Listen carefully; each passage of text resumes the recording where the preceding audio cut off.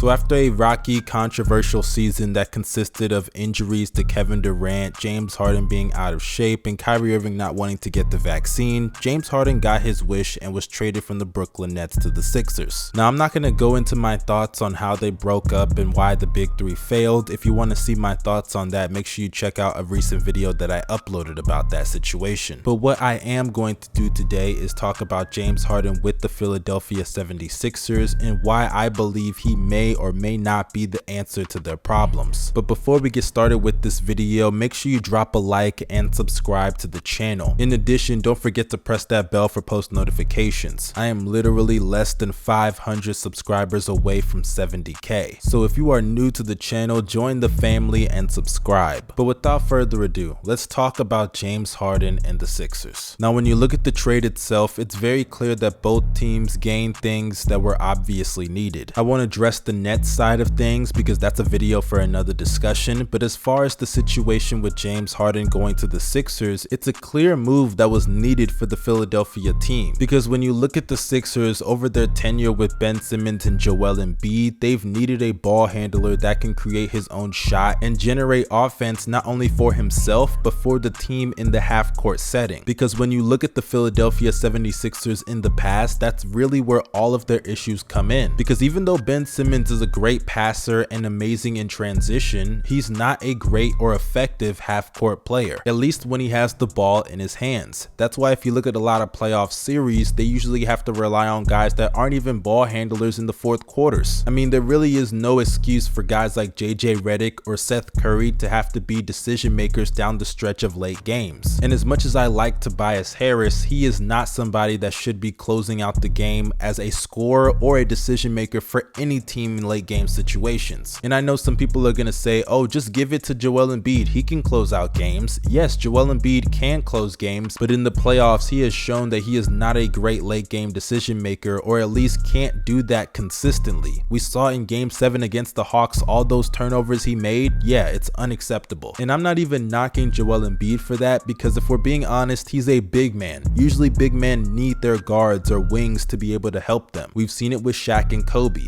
Kareem and Magic, Giannis and Chris Middleton. When it comes to bigs, they need that second guy on the perimeter, and now Joel Embiid has James Harden. Because say what you want about James Harden, but James Harden is one of the best playmakers and scorers in the NBA. And sure, this season he hasn't looked like the James Harden of old, but a lot of things have factored into this year that people are just not talking about. He came into the season out of shape due to a very severe hamstring injury that he suffered with the Nets last season. And you know it's a very severe injury when not only he misses a good chunk of the season, but he's been one of the more injury-free players throughout his entire career, as in some years he's playing north of 75 games a season while being one of the league leaders in minutes. So it's clear that a hamstring injury that forced him to play only 44 out of the 72 available games was a really severe injury that even came back to bite him come postseason time. And I think what many people are forgetting is that James Harden went back to the James Harden of old after Christmas, because after a very slow start in the 16 games post-Christmas until he re-aggravated his hamstring injury, he went back to the James Harden of old, with averages of 26 points a game, 11 assists and 8 rebounds, shooting 44% from the field, 34% from 3, and 85% at the free throw line. And you could say it's a small sample size, but I actually choose to believe that he just played himself back into the rhythm that he was in last season, because many people just forget that James Harden last year was an MVP candidate and was probably going to win the MVP had he stayed healthy. So when you put somebody like James Harden on the Philadelphia 76ers, he should fit perfectly. For starters, Tobias Harris is somebody that I think is going to benefit tremendously from James Harden being on the roster, because as much as I love Tobias Harris, he is not a number 1 option or a number 2 option on any team that is trying to win a championship. He's more so a number 3 guy. And on a team with Joel Embiid, who has crazy gravity in the paint, can shoot the 3 ball, get to the mid-range, the free throw line, combined with James Harden as well, who's going to give him the best looks that he's ever had in his career, we should be getting the best version of Tobias Harris offensively, or at least I should say the most efficient version. Then you move on to the schematic fit of James Harden and Joel Embiid, especially with them losing Seth Curry, who is a shooter, to the Nets also. And my answer to that is yes, Seth Curry is a great shooter, one of the greatest shooters of all time. But I think the trade-off of giving away someone who's one of the best shooters in the league for somebody else who's also one of the best shooters off the dribble in the league is a pretty fair trade-off. And it's not like they don't have other guys that are capable of knocking down the three-point shot. Tyrese Maxey shooting 39% on 4 attempts. They have Gorgie Niang who's shooting 40% on 5 attempts this year. And they also have Danny Green who's shooting 38%. Combine that with a stretch 5 in Joel Embiid himself that's shooting 37%. And I think that as far as shooting goes, they still have enough of it to win a championship. Another criticism that I've heard about this team is that they have James Harden, who's one of the greatest pick and roll ball handlers of all time, combined with Joel Embiid, who's not really much of a pick and roll big. And that's a very valid criticism. Imagine Joel Embiid just sitting at the dunker spot while James Harden is waiting for a screen or just dribbling the air out of the ball. It can be a really tricky situation. But for starters, I am of the belief that when you have two great players, especially players that want to play with each other, they are going to make it work. And secondly, when you look at Joel Embiid's entire career, he has not really had a great pick and roll ball handler. The only person I can really think of that could run the pick and roll with Joel Embiid was Jimmy Butler. And even then, Jimmy Butler didn't always have the ball in his hands because they had Ben Simmons. And when you're with Ben Simmons in the half court, do you think that Joel Embiid can actually run a pick and roll with him? Let's be real, that would have been impossible. Ben Simmons gets no attention at the three-point line. Teams were turning their backs to him while they were guarding him. It was 5-on-4 basketball. So I believe with James Harden, Joel Embiid is going to take another step in his game as a roller and a screen setter. And with his ability to shoot the three ball, he can also do some pick and pop action that I would love to see between the two. And as far as the defensive side of the ball, because I've heard people say, oh, James Harden's not that great of a defender, and this year he's been particularly bad. And that is true, he has been bad. But for starters, the positive he's going to be on offense is going to heavily outweigh the negative he's going to be on defense, at least in my personal opinion. And when you look at the pieces that they have around James Harden, there are great defenders everywhere. Danny Green is a solid defender. Tyrese Maxey is a plus on defense. They still have Matisse Thybulle, and shout out to the Sixers front office for not giving him up in the trade, because he's not only a great defender, but he is an elite one and one of the best in the league. And in the paint, they also have another All-NBA defender in Joel Embiid, who's one of the best defensive bigs in the league. So no matter how you slice it and dice it, James Harden is going to be a plus for this team. And whether you think they are going to win a championship or not, they needed a James Harden level player to pair with Joel Embiid. Joel Embiid is 27 years old and will be 28 next month. He is almost 30 years old. It may not feel that long that he's been in the league, but don't forget he missed his first 2 seasons due to a foot injury, and injuries have been a big theme of his career. So for him to have been in the NBA this long and they haven't even made the conference finals with him is a big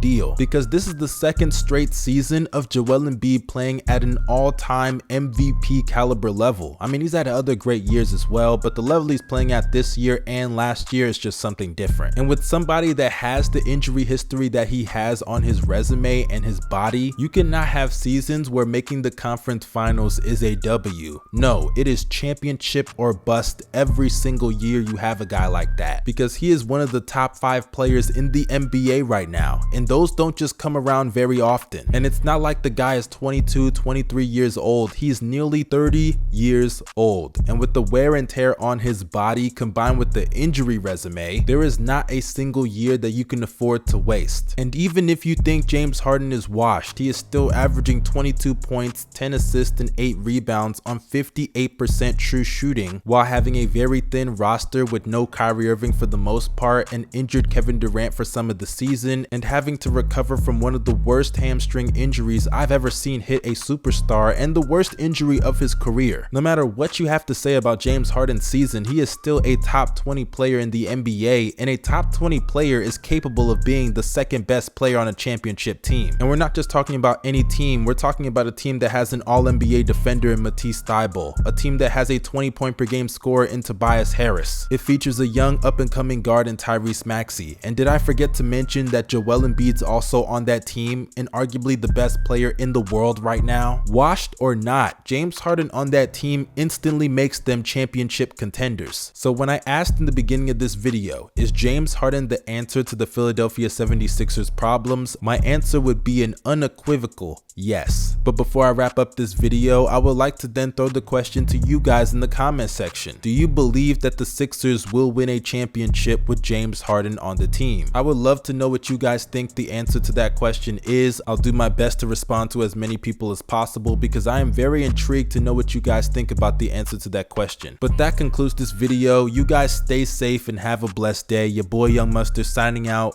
Peace.